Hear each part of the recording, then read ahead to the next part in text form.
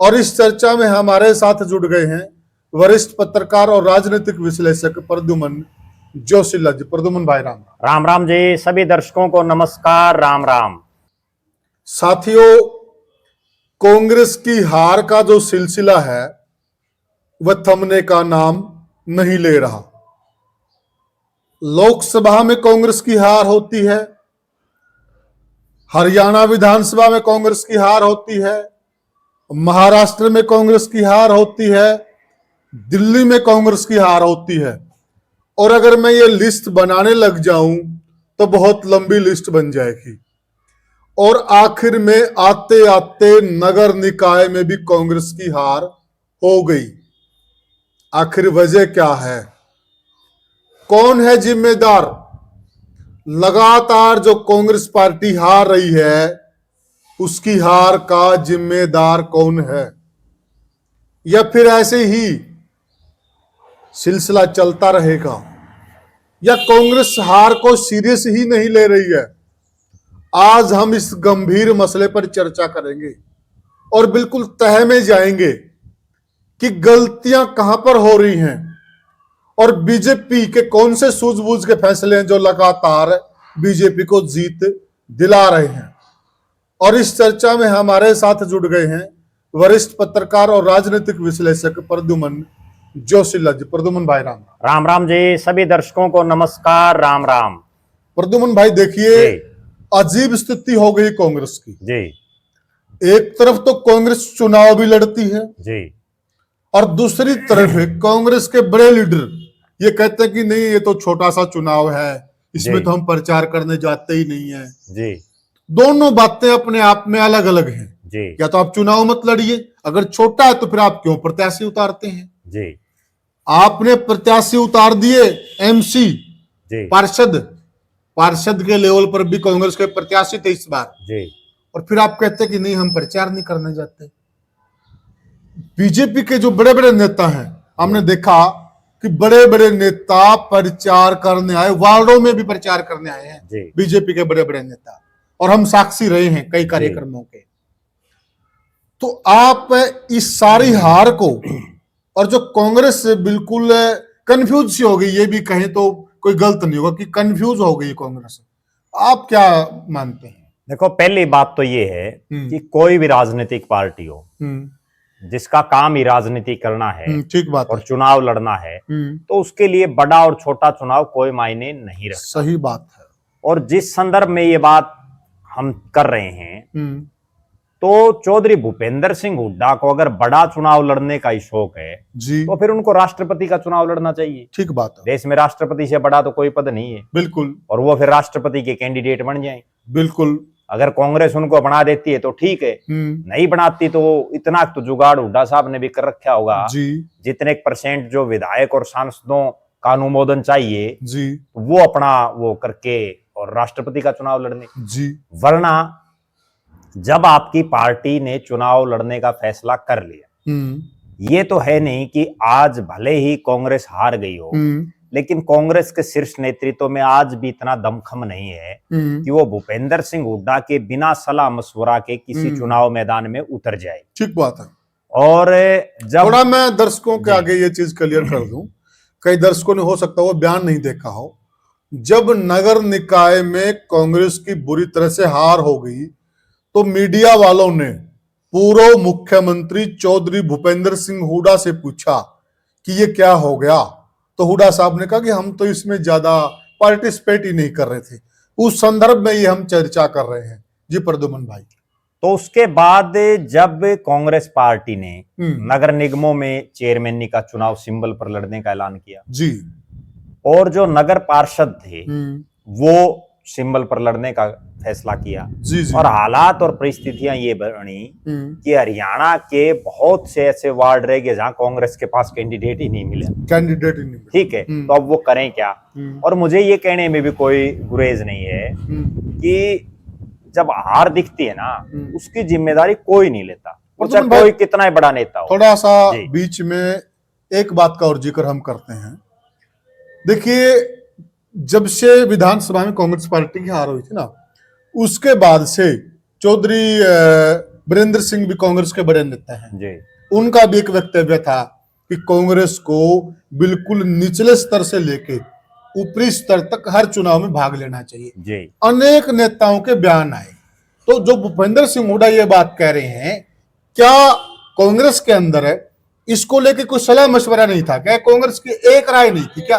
बात क्या है, मतलब कैसे बोली उन्होंने ये? देखो, बिना एक राय तो ये कह नहीं, सबकी राय तो एक जैसी नहीं हो सकती जी। लेकिन बहुमत के आधार पर यह फैसला किया जाता है कि चुनाव लड़ना है या नहीं लड़ना।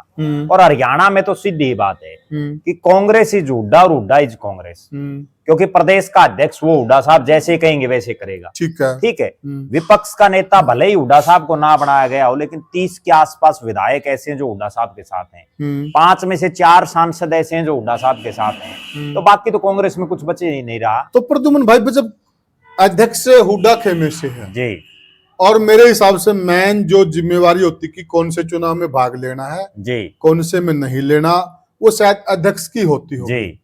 तो फिर ये तो सीधी सीधी जिम्मेवारी सी गुट की बनती है। नहीं, बिल्कुल अध्यक्ष ही सर्वोपरि है। मैं अभी जो बात हमारी बीच में रहेगी वो ये थी कि जब जीत हो जाती है ना कहीं, तो उसका श्रेय लेने के लिए तो नेताओं में होड़ लग जाती है। और जब हार हो जाती है तो फिर ये कहते हैं भाई हमने तो सीरियसली चुनाव लड़ा ही नहीं। भाई जो है कांग्रेस इतनी बड़ी पार्टी, देश और प्रदेश में जिसने इतने साल तक सत्ता भोगी, और उसके नेता अगर ये बात कहें तो कोई हजम होती नहीं। अब मैं एक उदाहरण देता हूं जिससे ये समझ में आ जाएगा कि हुड्डा साहब किस तरह की राजनीति कर रहे हैं। वो एक तरफ तो ये कह रहे हैं कि भाई हमने सीरियसली कहीं चुनाव लड़ा नहीं, ठीक है। दूसरी तरफ कल की ही ये घटना है, पूरे हिसार नगर निगम में 20 वार्ड है जिसमें मेयर का चुनाव कांग्रेस बुरी तरह से आ रही।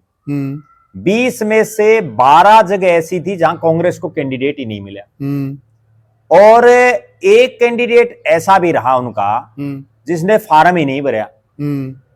और उसके बाद ये हुआ कि जो कांग्रेस के खड़े थे या जो कुछ एक समर्थित थे, उनको भी कोई बहुत खास वोट नहीं मिल पाए। एक सीट वो जीते। अब जो मैं गौर करने वाली बात बता रहा हूं, कल चौधरी भूपेंद्र सिंह हुड्डा हिसार में थे शनिवार को। अच्छा। और वो जिस एक सीट पर कांग्रेस जीती ना, उस नेता के कार्यालय में चले गए। कार्यालय में, ठीक है।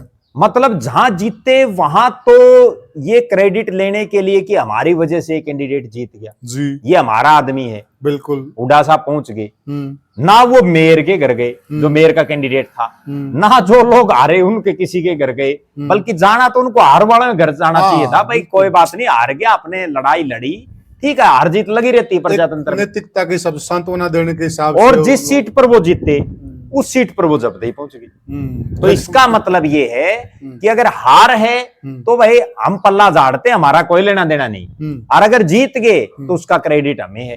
तो मीठा मीठा गप गप, बिल्कुल, कड़वा कड़वा थू थू, बिल्कुल ये सच्चाई है। वरना आप एक चीज देखो कि उस एक कैंडिडेट जो उनका जीता, उसके कार्यालय में जाने का फिर क्या कार्यक्रम था। ठीक है बात, कितनी सीरियस बात है अगर कोई समझने वाला हो।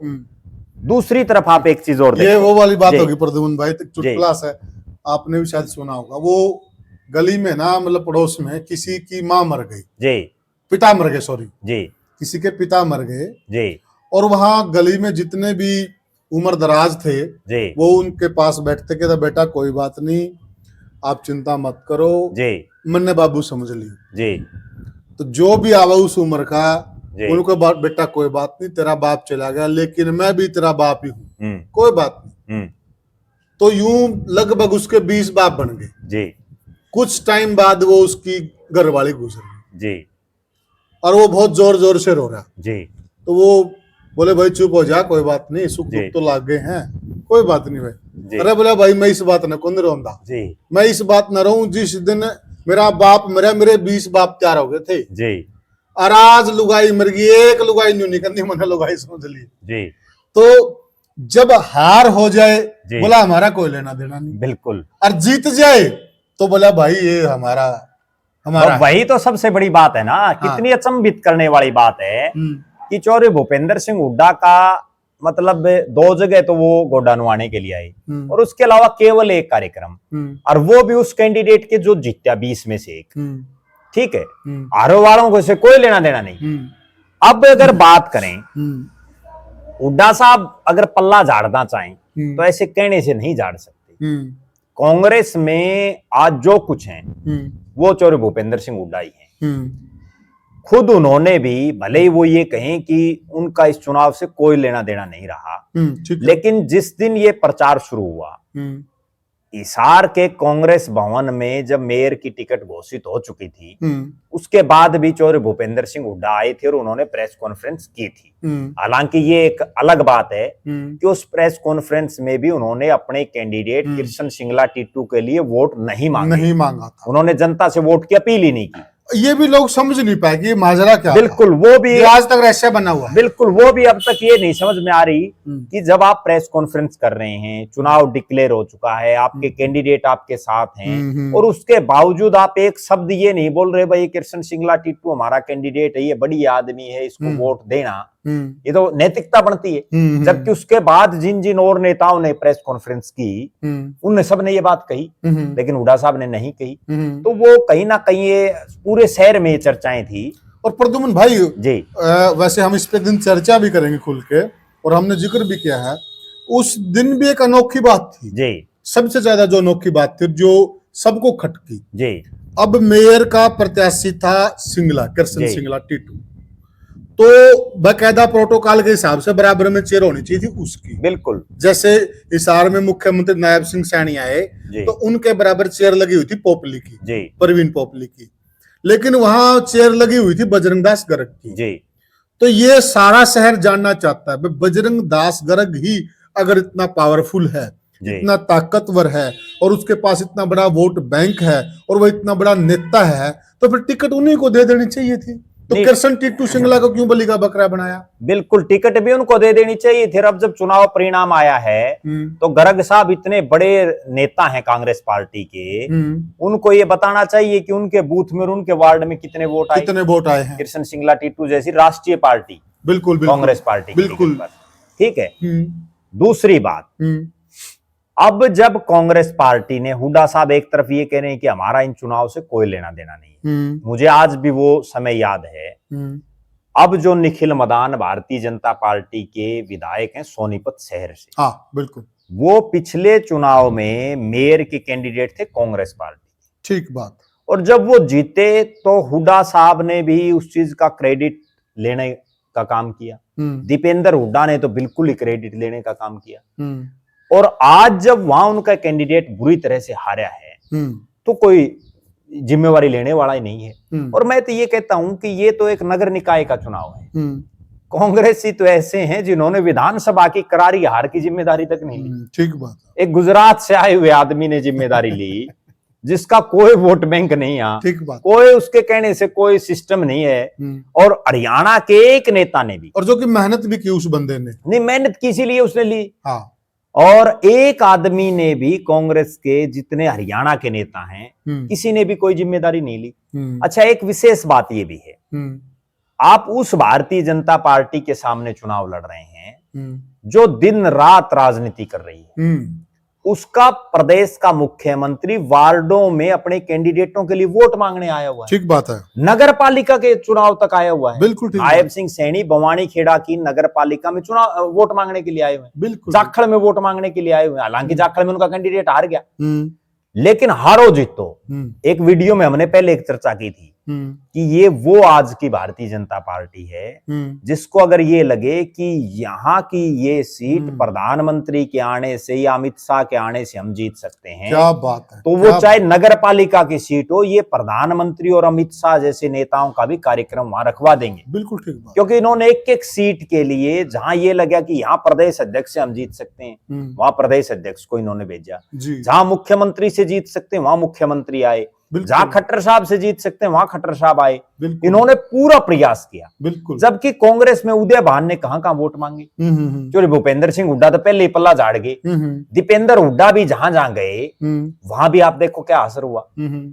अच्छा, सबसे बुरी जो बात है वो कांग्रेस के लिए रही कि जो भूपेंद्र सिंह हुड्डा एक बात कहते थे हार के बाद विधानसभा चुनाव की, जब उनसे ये पूछा गया कि आप जो है शहरों में कोई बहुत ज्यादा प्रदर्शन नहीं कर पा रहे, तो हुड्डा साहब बड़े एक बात कहते थे कि हम शहरों में भी जीतते हैं, हम रोहतक जीते, हम सिरसा जीते, हम अंबाला जीते, हम पंचकुला जीते, ये बात ऑन रिकॉर्ड कहते हैं। बिल्कुल। लेकिन आज जब नगर निगमों कर नगर परिषदों के चुनाव हुए तो आप रोहतक में बुरी तरह से आ रहे, आप सिरसा की सीट पर जहां एमपी आपका, एमएलए आपका, वहां बुरी तरह से आ रहे, रोहतक में एमपी आपका, एमएलए आपका, वहां भी आप आ रहे, अंबाला में एमपी आपका, एमएलए आपका, वहां भी आप आ रहे।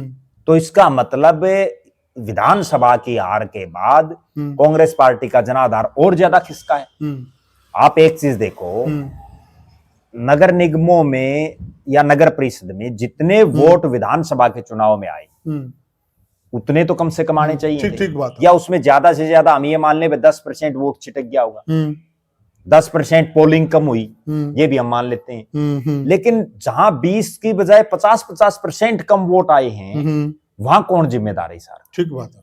केवल और केवल इसलिए हार हुई है कि हमने एक वीडियो में पहले भी इस चीज की चर्चा की थी, कांग्रेसियों का मनोबल पूरी तरह से टूट चुका है। खुद कांग्रेसियों को यह समझ नहीं आ रहा कि हम राज में कभी आएंगे या नहीं आएंगे। तो प्रद्युमन भाई एक बात बताइए जी। देखिए, एक कहावत होती है, जब आप नाचन लग गए तो घूंघट की साथ। बिल्कुल।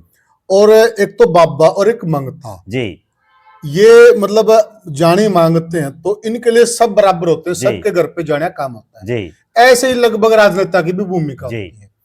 तो जब वो इस चीज मैदान में आ गए हैं तो उनका फर्ज है हर जगह जाएं, वोट की अपील करें। तो एक बात बताइए, आप मनोबल कैसे बढ़ेगा कांग्रेसी कार्यकर्ता का? आप चुनाव भी लड़ रहे हो जी और आप वोट मांगने नहीं जा रहे हो, तो मनोबल बढ़ेगा कैसे? वो तो इन्होंने ये काम कर दिया कि थापी मार के वो मैदान में, जैसे कई बार ये होता ना, सामने कोई मजबूत पहलवान हो और उससे खुद लड़ने की तो हिम्मत ना हो और किसी को जो है चढ़ा दे, हाँ भाई तू कर दिए कार्रवाई, उसको मैदान में ले आई और उसके बाद पीछे हट गई। तो प्रद्युमन भाई एक नुकसान और नहीं हो रहा कांग्रेस को, जो लगातार कांग्रेस की हार पे हार होती जा रही है जी। तो जिन लोगों को कांग्रेस में आना था जी, जो उम्मीद लगा के बैठे थे, वोट बैंक को भी आना था, कुछ लोग पार्टियों में हैं और कुछ नेता टाइप लोग के हैं, उन्होंने कांग्रेस ज्वाइन करनी थी, तो अब वो लोग आते हुए कई बार नहीं सोचेंगे क्या? नहीं आते हुए क्या, अब तो हर रोज मेरे पास तो इतने फोन आ रहे हैं लोगों के, कांग्रेस वालों के, वो तो कांग्रेस छोड़ने की सोच रहे हैं। और हमने एक दिन पहले भी एक बात कही थी कि अगर भारतीय जनता पार्टी अपनी एंट्री खोल देना तो ये कांग्रेस में तो भगदड़ मच जाएगी। कांग्रेस वाले तो तैयार बैठे हैं, ये बचे ही ना शायद है। बिल्कुल तैयार बैठे हैं जाने के लिए, क्योंकि उन्होंने देख लिया भाई नेता कोई सीरियस ले नहीं रहा पूरे चुनाव प्रचार में। आप एक चीज देखो, कुमारी शैलजा ने कितनी सीटों पर किया प्रचार, वो प्रद्युमन भाई उसी बात पे। अच्छा, मैं एक चीज और बीच में बड़ी महत्वपूर्ण है, वो बोलिए। बीजेपी और कांग्रेस में जो सबसे बड़ा डिफरेंस है, भारत, मुझे आज भी वो समय याद है, आज तो ठीक है 2014 है, राज आ चुका है 14 के बाद, लेकिन बीजेपी वालों का जब कुछ भी नहीं था ना, तो भी ये इन्होंने अगर घोषणा कर दी कि हम चुनाव चिन्ह पर लड़ेंगे और इनके पास प्रत्याशी तक नहीं थे। मुझे आज भी वो दौर याद है जब इनके पास कैंडिडेट नहीं थे, 14 की सरकार बनने के बाद भी कैंडिडेट नहीं थे और इन्होंने जिला परिषद का चुनाव लड़ने की घोषणा कर दी, जिला परिषद का चुनाव चिन्ह पर लड़ने की घोषणा कर दी। जी जी। और कई जगह इनको कैंडिडेट ही नहीं मिले बीजेपी वालों को। बिल्कुल। लेकिन इन्होंने फिर भी हार नहीं मानी, इन्होंने पूरा जोर लगाया। ठीक है, इनका कोई पार्षद बना ना बना वो भी एक सेकेंडरी चीज है, लेकिन ये मैदान में अगर डटते हैं तो बड़ी मजबूती से लड़ते हैं, जबकि कांग्रेस वाले तो पहले ही मैदान छोड़ जाते हैं, तो उससे फिर कैसे बात बनेगी? ये है सबसे बड़ा डिफरेंस। प्रद्युमन भाई, मुझे एक वाकया याद है, शायद ये 98-99 का इलेक्शन होगा जी। किशन सिंह सांगवान चुनाव लड़ रहे थे सोनीपत से, सोनीपत लोकसभा से जी, और वहां पर रैली रखी गई थी जी। अडवाणी जी शायद उसमें मुख्य वक्ता थे। हमारे गांव से 2 गाड़ियां आई हुई थी जी, 2 गाड़ियां भेजे, रैली में भेज देते हैं बिल्कुल सज धज के, झंडा लग के, सजा के तो भेजते हैं ये जी, इसमें तो कोई दो राय नहीं है। तो वहां गिनती के आदमी थे उन गाड़ियों में जी, लेकिन जितने भी आदमी थे ना जी, उनका हौसला देखें, जिस प्रकार से वो नारे लगाते हुए जा रहे थे जी, तो उससे जज्बा और जोश साफ पता चलता था। जिस वक्त इन लोगों का माड़ा वक्त था ना जी, उस वक्त भी ये लोग हौसले में रहते थे। और कांग्रेस के तो 39% वोट आ रहे हैं विधानसभा चुनाव में। प्रद्युमन भाई, कमजोर नहीं है कांग्रेस, है ये तो बना रहे हैं कांग्रेस को कमजोर। सबसे बड़ी बात तो ये है कि कांग्रेस का राह जाए हुए 10.5 साल हुए हैं। हाँ, ठीक है। हाँ, भारतीय जनता पार्टी ने तो हरियाणा में टोटल आज तक 10.5 साल ही राज किया है। ठीक है, ठीक बात। वरना तो यहाँ कांग्रेस और या फिर चौटाला फैमिली, बिल्कुल, और तो किसी का कोई सिस्टम ही नहीं था। बिल्कुल, ठीक है। अगर आप इसका रिवर्स करके देखो कि अगर ये कांग्रेस वाले बीजेपी वालों में से के होते तो इनकी क्या हालात होती। ठीक बात है। बीजेपी में तो वो लोग हैं जिन्होंने कभी ये कल्पना ही नहीं की थी कि भी हमारा भी राज आएगा। ऐसे ऐसे लोग हैं, वो सिर्फ केवल राष्ट्रवाद के नाम पर, राम मंदिर के नाम पर, धारा 370 के नाम पर, हिंदुत्व के नाम पर, ये जो कुछ एक मुद्दे थे, इनको लेकर के जो है बीजेपी का झंडा उन लोगों ने उठाया था। और उन्होंने तो कभी ये कल्पना तक नहीं की थी कि हमारा भी राज आएगा क्या। बिल्कुल। और आज उनका राज केवल और केवल इसलिए आ गया। मैं एक बात जरूर कहता हूं राजनीति में, कि राजनीति आदमी को घर नहीं बैठना चाहिए, निरंतरता बनाए रखनी चाहिए।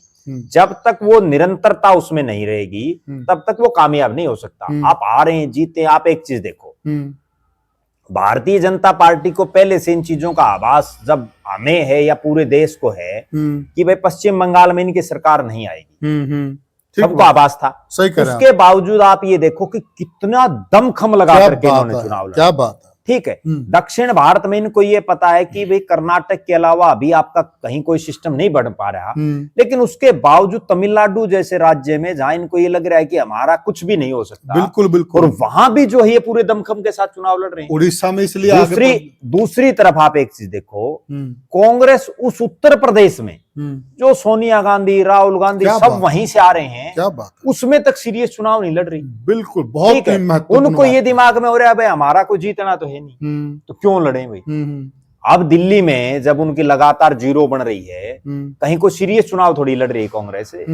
और जब तक वो सीरियसनेस, वो धीरे धीरे, जो हम एक बात कहते हैं बिहार, उत्तर प्रदेश, पश्चिम बंगाल, दिल्ली में जो हालात कांग्रेस के, गुजरात में जो हालात है, वही अगर ये यूं रहा अगले चुनाव में हरियाणा में हो जाएगी। प्रद्युमन भाई, उड़ीसा में जो इनकी सरकार आई है ना जी, केवल और केवल इसी फार्मूले से है, जो इनका जो हौसला रहता है, इनकी जो कार्यशैली खेली रहती है, जिस प्रकार से ये कार्यकर्ताओं में हौसला अफजाई करते हैं, बूस्टअप करते हैं, ये ऊर्जा का संचार करते हैं। उड़ीसा उसका जीता जागता उदाहरण। उड़ीसा में कब थे? कभी नहीं थे, बिल्कुल कभी राज्य में रहे नहीं। ये बीजेपी वाले तो आते ही वहां है जहां इनका कुछ नहीं है। हाँ, कुछ भी नहीं है। क्यों आते हैं वहां? क्योंकि ये वहां संघर्ष करते हैं। अब हरियाणा में इनका क्या था? कुछ भी तो नहीं था इनका। ये तो केवल चौधरी बंसीलाल या चौधरी देवीलाल के साथ लग करके सत्ता में हिस्सेदार बनते थे कभी कभार। बिल्कुल बिल्कुल, ठीक है।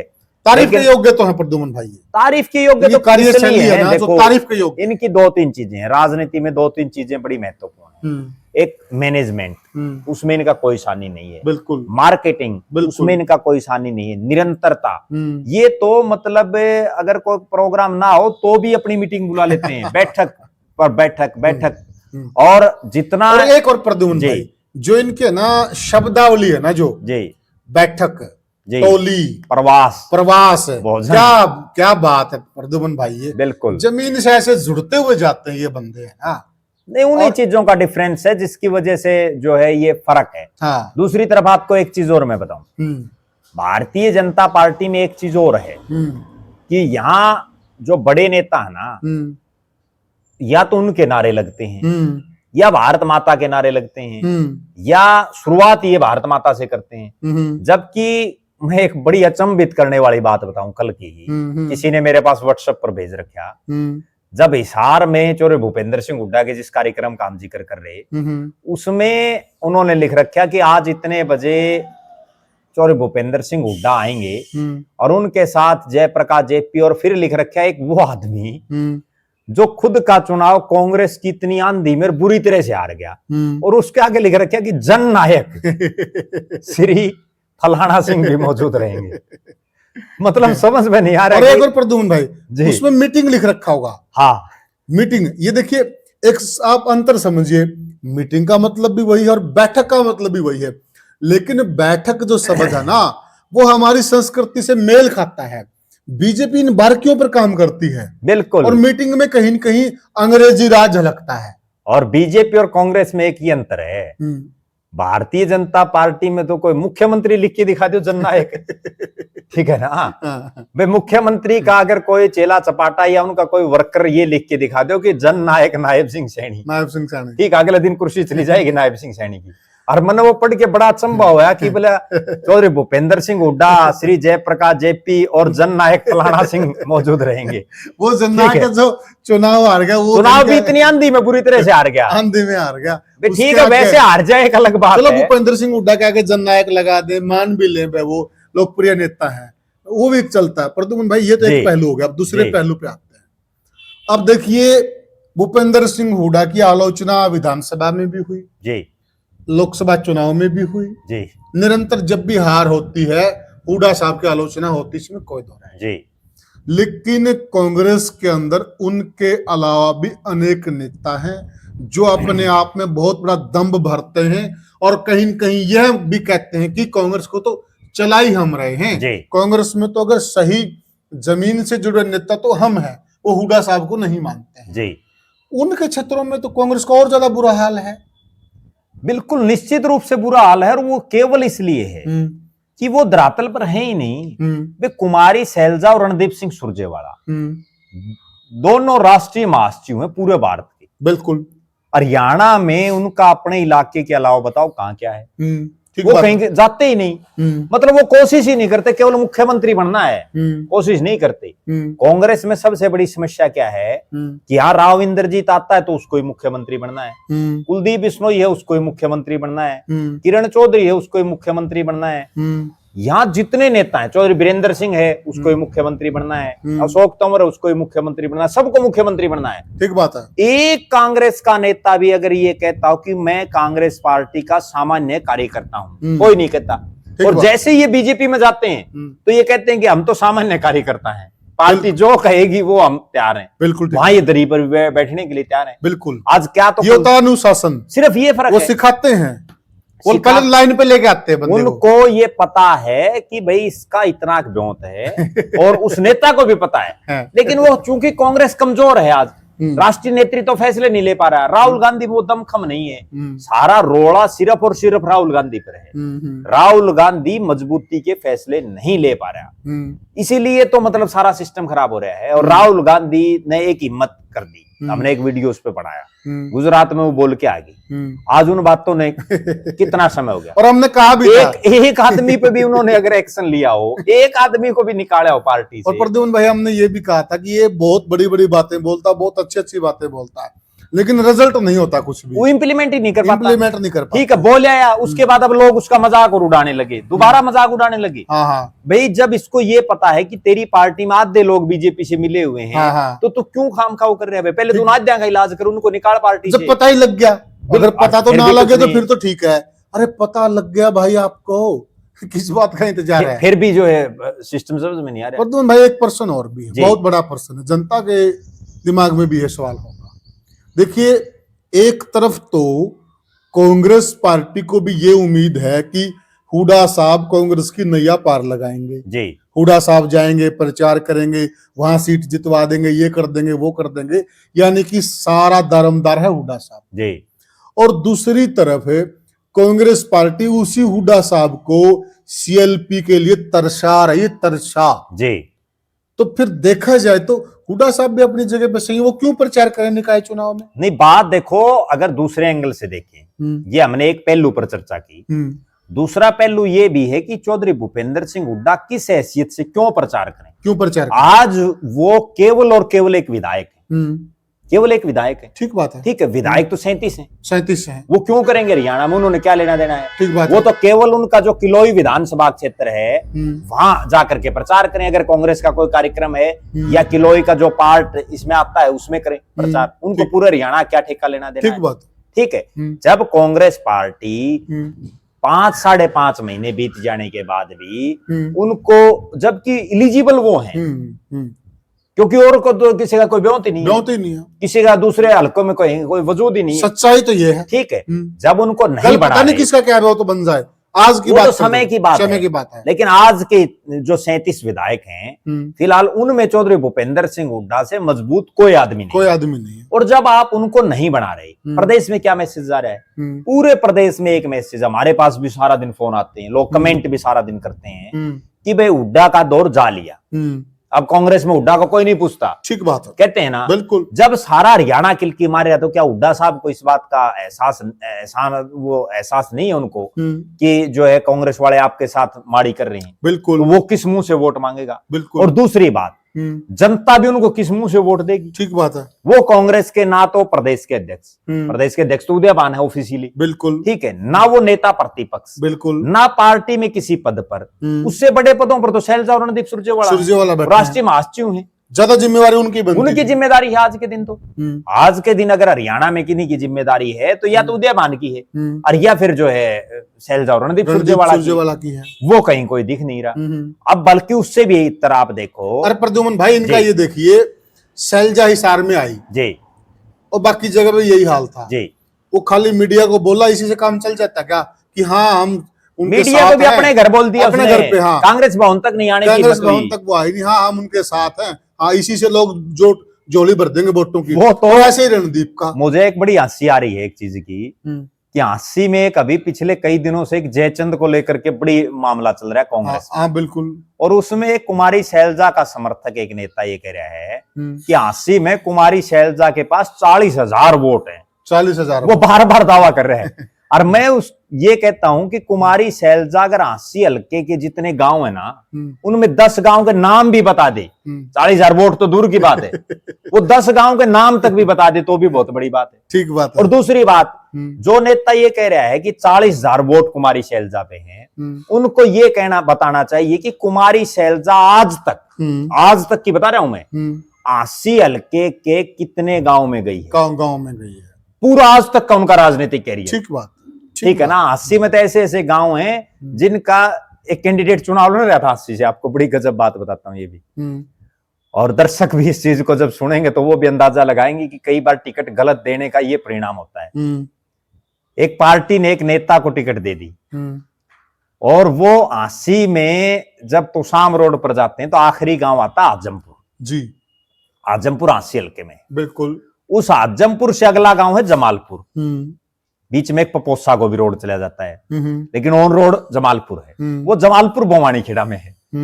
तो जब विधानसभा के चुनाव चल रहे थे तो उस नेताजी को ये समझ में आया नहीं भाई कहां तक हल्का है, क्योंकि वो टिकट तो मांगे नहीं था, बेचारे धक्कत दे दी। बिल्कुल। तो वो आजमपुर में प्रचार करके और जमालपुर में पहुंच गया वोट मांगने के लिए। और जमालपुर में उसने कहा भाई लोग भी देखो आ जाते हैं, 20 से 50 लोग अड़के हैं गामा में, वो सुनने के लिए, तो वो आगे। तो उसने अपने, आजकल नेता क्या करते हैं कि गाड़ी पर माइक सारा व्यवस्था सब सौदा वही रखते, गले लेके चल रहे हैं। और वो अपने माइक में बोलने लगा भाई मैं 80 से जो है फलाना सिंह कैंडिडेट हूं और मुझे वोट देना। तो किसी ने कह दिया बोले भाई तू 80 तो आड़े के करे है, बोले वोट मांगने आ रहे हूं भाई।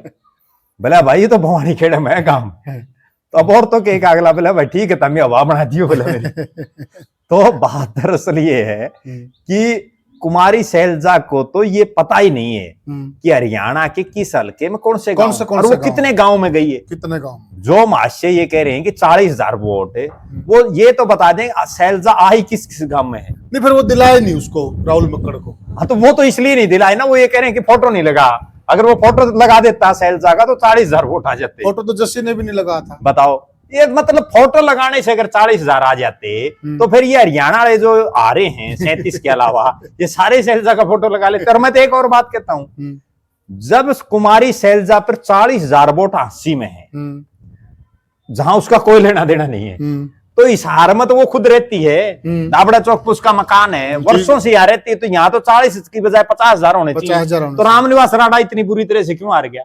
तो उस राणा ने तो शैलजा का फोटो लगा रखा था। हाँ बिल्कुल। और वो राणा शैलजा ने उसको टिकट दिलाई थी। और फिर कांग्रेस भी बड़ी भूल में है। अगर कुमारी शैलजा इतना बड़ा चेहरा है, इतना उनका वोट बैंक है, तो फिर कांग्रेस पार्टी की मूर्खता है हाईकमान को। कांग्रेस पार्टी की मूर्खता नहीं, बल्कि उनको तुरंत प्रभाव से राहुल गांधी की बजाय विपक्ष का नेता बना देना चाहिए उनको। ठीक है ना। जिसपे 80 जैसे हल्के में अगर 40,000 वोट हैं तो फिर देश में तो उनके पास तो करोड़ों वोट मिलेंगे। तो उनको तो तुरंत प्रभाव से विपक्ष का नेता बना देना चाहिए, और बल्कि दोनों पद दे दें तो और बढ़िया है, कांग्रेस का राष्ट्रीय अध्यक्ष भी बना दें। ये हम सीरियस नोट पे कह रहे हैं, हो सकता हो उनके पास वो मजबूत नेता हो तो लाभ उठाइए ना फिर आप अपने नेता। बिल्कुल लाभ उठाना चाहिए, लाभ उठाइए आप। कुमारी शैलजा जैसी फिर तो और नेताओं की जरूरत ही नहीं है। तो कांग्रेस पार्टी को तो जो है कुमारी शैलजा को बहुत बड़ी कमान देनी चाहिए और जो नेता ये कहते हैं कि 40,000 वोट हैं, उनको भी ज्यादा नहीं तो कम से कम हरियाणा का अध्यक्ष तो बना ही देना चाहिए। ठीक बात, ठीक है भाई, वो जब इतनी खोजबीन कर सकते हैं कि 80 जैसा हल्का जिसमें कुमारी शैलजा का कोई लेना देना नहीं है, अगर 40,000 वोट हैं तो वो तो फिर बहुत बड़ी बात है। प्रद्युमन भाई, इससे एक मिलता जुलता सवाल और बड़ा सीरियस सवाल है जी। मेरे हिसाब से। अब शायद वह टाइम आ भी गया है जी। कांग्रेस को तय कर लेना चाहिए हाईकमान को कि उनको हुड्डा के साथ आगे बढ़ना है जी, या हुड्डा बिन आगे बढ़ना है। जी। दो ही प्रकार की बात है हरियाणा के अंदर, हुड्डा के साथ या हुड्डा बिन। तो अब तय कर लेना चाहिए, अगर हुड्डा के साथ बढ़ना है तो पावर देकर और उनको कमान देकर कि आप हरियाणा में निकलिए और आगे बढ़िए। जैसे आप कह रहे ना कि आप जिस दिन चुनाव हारते उस दिन से आगे निकल लेना चाहिए अगले दिन ही। और अगर हुड्डा बिन चलना है तो शैलजा को कमान देनी या रणदीप को कमान देनी या किसी अन्य को कमान देनी है। अब शायद वक्त आ गया है, जितनी ज्यादा ये देर लगाएंगे नुकसान नहीं है क्या पार्टी को? देखो, जो भी आदमी दो नाव में सवार होता है वो कामयाब नहीं होता। और कांग्रेस पार्टी को अगर सीरियसली हरियाणा को समझ रही है कांग्रेस पार्टी, तो तुरंत प्रभाव से ये निर्णय ले लेना चाहिए। और उसका कारण भी सीधा सीधा ये है कि लोग भी इस ऊहापोह की स्थिति में हैं कि हुड्डा साहब अलग पार्टी बनाएगा, हुड्डा बीजेपी में जाएगा, हुड्डा कांग्रेस में रहेगा। सारे हरियाणा में यही चर्चाएं चल रही हैं। ठीक बात है। होगा क्या? हाँ। तो उनको क्लियर कट एक मैसेज दे देना चाहिए। और अगर वो मैसेज नहीं देंगे तो कांग्रेस का कार्यकर्ता इसी पसोपेश में रह जाएगा। कार्यकर्ता तो है ही नहीं, कांग्रेस में सारे नेता हैं। ठीक है, समस्या ये भी है। तो कांग्रेस के जो नेता हैं, चलो जो भी हैं, वो इसी पसोपेश में रहेंगे लगातार। और एक क्लियर मैसेज होना चाहिए कि हम हुड्डा साहब के साथ आगे बढ़ेंगे या हम हुड्डा साहब की बजाय किसी अन्य को अगर अन्य को ले आना तो भी लाओ, की दिक्कत है? बिल्कुल लाओ। बीजेपी और कांग्रेस में अगर यही तो अंतर करना है। चाहती कांग्रेस पार्टी तो कीजिए ना। बीजेपी और कांग्रेस में यही तो अंतर है। भारतीय जनता पार्टी ये नफा नुकसान नहीं देखती, वो तुरंत फैसला लेती है, भाई जो करना है वो कर दो। ठीक है, और उसका परिणाम ये रहता है कि बीजेपी फायदे में रहती है। कांग्रेस वाले तो लटका रहे हैं। मतलब अब तो जनता भी कांग्रेस की बातें करना छोड़ चुकी है। सिर्फ जो कांग्रेस में लोग हैं ना वही कर रहे हैं। अब तो लोग, हरियाणा की जनता पता अब क्या सोच रही है? अब केवल ये सोच रही है भाई इस बीजेपी के पैरेलल कोई और नया विकल्प उभर करके आ जाए, उसकी बाट में है लोग। ठीक बात जी। तो साथियों, ये हमने चर्चा की कि आखिर कांग्रेस पार्टी का एक रिकॉर्ड बनता जा रहा हार का, और यह रिकॉर्ड कब टूटने का नाम लेगा, यह सिलसिला कब रुकने का नाम लेगा, और रुकेगा भी तो कैसे जब आप इसको रोकोगे ना। अभी तो यही लग रहा है कि कांग्रेस हाईकमान की रोकने की इच्छा शक्ति ही नहीं है। आप क्या मानते हैं? क्या सही मायने में कांग्रेस की इच्छा शक्ति नहीं है? और अगर है तो फिर वो नजर आनी चाहिए। आप क्लियर कट हमें कमेंट सेक्शन में बताइएगा कि आपको क्या लगता कि हार की जो असली वजह है नी वह कौन है, हाईकमान है या कांग्रेस के, हरियाणा कांग्रेस के नेता हैं? आप ये कमेंट सेक्शन में दो ही बता रहे हैं हम, आप दो पे ही कमेंट दीजिए ताकि ये भी पिक्चर क्लियर होगी आखिर में मेन जिम्मेवारी किसकी है हार की, या फिर ये हार ऐसे ही चलती रहेंगी। डाक के तीन पात, कुछ नहीं होने वाला है। तो साथियों, फिर मिलेंगे किसी और वीडियो में, फिर करेंगे चर्चा किसी और मुद्दे पे। तब तक के लिए राम राम।